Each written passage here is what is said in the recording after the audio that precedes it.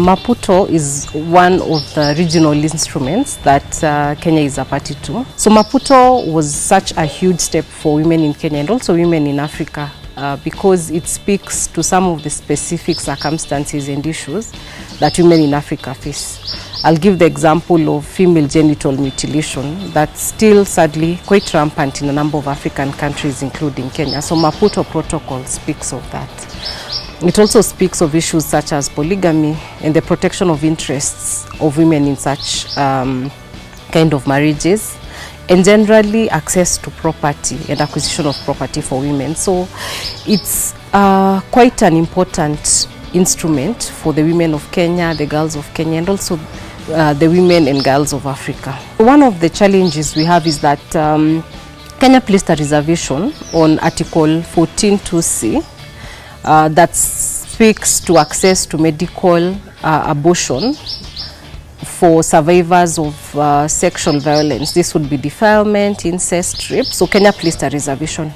And the reason given at the time was that Article 14(2)(c) was not consistent with Article 26(4) of our Constitution, you know, that makes provision for access to legal abortion in Kenya. So at the time, the reason given was that it was not consistent. And this is quite a challenge because deaths and injuries arising from unsafe abortions, you know, remain a leading cause for maternal mortality and morbidity in Kenya, you know. So we continue to yearly lose so many girls and women to unsafe abortions. Additionally, we continue to have so many women that get lifelong, you know, lifelong kind of injuries arising from unsafe abortions. I think we need to implement fully Maputo Protocol and relook the reservation on Article 14(2)(c) that remains a hindrance to us fully implementing the provisions on reproductive health in our country.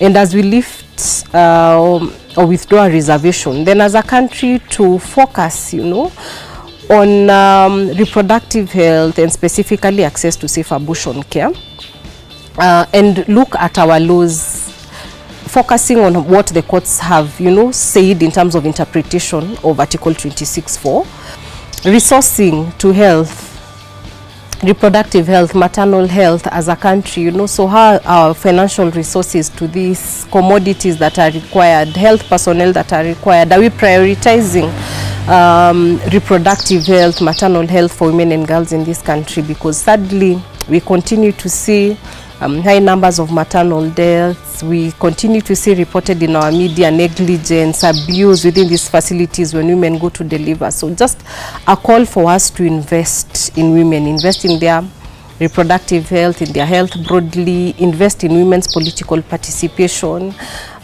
invest in women economic, you know, economic well-being, invest in educating women, awareness creation on their, what are their property rights, and the protections available for them under Maputo Protocol, but also under our national laws.